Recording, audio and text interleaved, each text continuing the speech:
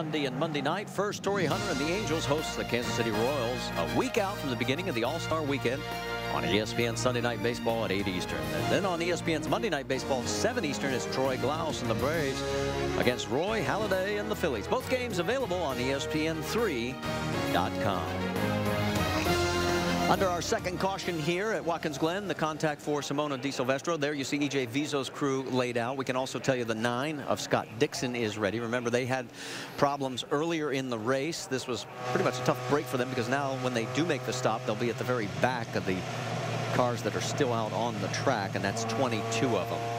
The Firestone Indy Lights Series race took place earlier this afternoon here at the Glen, the 30-lap main event, and let's take a look at how they finished. J.K. Vernet had a great battle going on with James Hinchcliffe. It's his 3rd race out of the 6 starts this season that he has won. He also won at St. Pete and at Barber, and we congratulate him on a top 5 finish and another win in the Firestone Indy Lights Series. Still under caution, and you mentioned it right before the break, Scott. Everybody that was going to be about a lap or 2 short, this extended caution is going to open that window. There is Scott Dixon. He is going to have to peel off and make his final stop. Helio Castroneves follows, so does E.J. Vizo. Vince, you've got one more assignment, buddy. Get those 2 in and out for us, will you? Well, these 2 cars still paying for the fact that they had that early contact that caused them to pit on lap 7. Helio's going to the sticker red tires, so that'll take care of his obligation from that perspective. Scott Dixon going to the sticker blacks, and there's the race off pit lane. Dana Patrick also came. Justin Wilson, we're hearing, also made a stop. And the 77 of Alex Tagliani, he short pitted early. That backfired on his strategy as well. So we're still under yellow. We'll reset the field for you when we come back here to the Glen.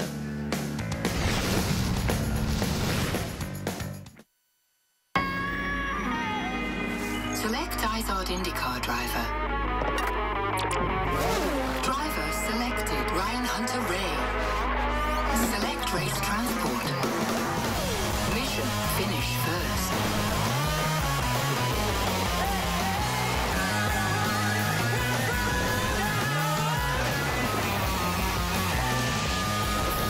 Drivers in the world. See who wins at racetotheparty.com. My boyfriend has one. My girlfriend, my older sister. She has 2 kids. My college roommate who lives up north. My mom. My mom. My neighbors. Our neighbors. My daughter. My daughter. We were in the same class in elementary school. My boyfriend. My parents. Our parents. My lovely wife. And my husband has one. Yeah, as well as a fellow I work with. My girlfriend, she moved out east. I'm a city girl. Everybody knows somebody who loves a Honda. Who do you know? Tuesday at 10/9 Central on ABC. Every family keeps secrets, but some you'd never, ever expect. Behind doors that look so normal. Shame, betrayal, and oh, the lies. And the secrets this family hid for years. This was a house just full of secrets. Will simply take your breath away. No, I don't. This Tuesday, shh, their secret's out. Primetime's Family Secrets is back, starting this Tuesday at 10/9 Central on ABC.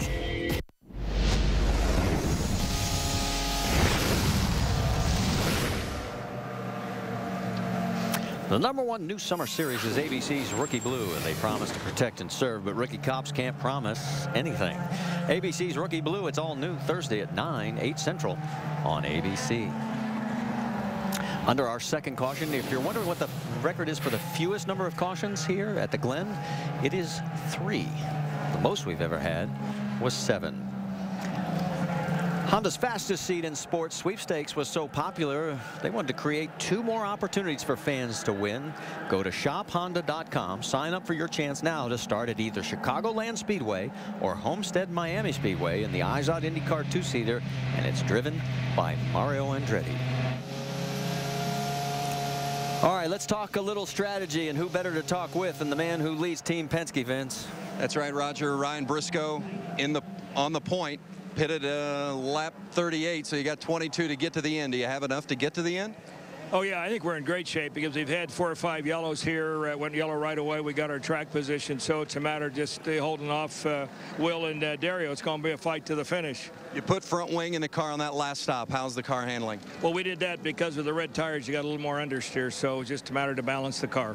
There you go, Roger Penske, and talking about those adjustments, they did go to the red stickers, remember. Those are better for the shorter run typically as compared to the blacks that will hold up supposedly, you know, theoretically more durable over the course of the long run. But Scott, I know a lot of drivers talked about at the end of this race last year, they felt like the reds and the blacks, there wasn't a lot of difference in racing circumstances. There was on the restarts, but not once they really got going and heated up. And that's maybe a little bit different this year because of the heat that we have. It is very hot here, but no matter what they have underneath them, Vince, you can tell we're going to have a great show here because these 3 top drivers are going to go after the victory. All right, let's find out what happened to Simona Di Silvestro, Jamie. Yeah, she's here at her pit box now, a little frustrated. You had a good run going up until that point. What happened? Yeah, you know, I made a big mistake. You know, we went out after a pit stop. I had a pretty good pit stop and tried to make a little bit too much time in turn 7, and the rear tire just snapped, and it put me in the wall. You know, it's a really big shame because we're really moving forward. We had a little bit of trouble in qualify, but the race was going really well for us, and I made this huge mistake. So I feel really bad for Team HVM, but they did a great job the whole weekend, and you know, we're gonna get them the next race for sure, but really disappointed with this. All right, thanks, Simona. Glad she's okay, guys. This was her first start at Watkins Glen. And then one more view of it from on board with Danica Patrick, and Simona will be back in Toronto. All right, let's reset it for you. It is Ryan Briscoe. Remember, he finished 2nd here last year. He's in front of Will Power, Dario Franchitti, Rafa Matos, Dan Weldon in 5th, Mario Moraes, Tony Kanaan, Marco Andretti. That's your top 8 as they come out of turn number 11. We are back to green flag racing here at the Glen. And Will Power got a good start. He was in 2nd. The leader, Briscoe, did not get away that much. A little bit deeper under braking into 1. Will Power gets a little closer to Briscoe, uses up all the track. He knows he's going to have to get a run going up the hill. They both have the red tires on. Both are team cars. Both going to go the same speed down the straight. Will he get a draft here and have a shot? The push to pass being used by both of them. They're down to 4 left, and look at the inside. Here comes Power going into the bus stop. He's retaken the lead. That'll be our 5th lead change between 4 different drivers, and Will Power has the bit between his teeth. And give Will Power credit because he did a great job getting right up behind Briscoe in the restart. Remember last year in all the restarts, the person who was ever in 2nd, and especially at the end with Justin Wilson, they did not get a good restart, and the leader always just took off. You have to be on the tail of a car in front on a restart. Oh, Rafa Matos gets a little wiggle climbing up out of the boot. And then Dan Weldon drops a couple of wheels off, kicking up some dust. What's the latest on Weldon, Rick? Well, for Dan Weldon, timing is everything. They came in, made their last stop right before the yellow flag came out. As a result, they were able to move up in line, and they are good to go to the finish with the fuel they've got. And not only are they good to go, but they're good to go and race at the same time. As you see, he keeps trying to line up Matos.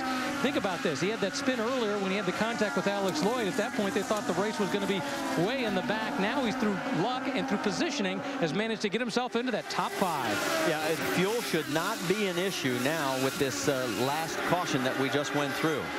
John Barnes, he looks on from the pit box and watches his driver Dan Weldon currently holding station in 5th position. And Weldon is on the red tires, which we know offers a little bit more grip.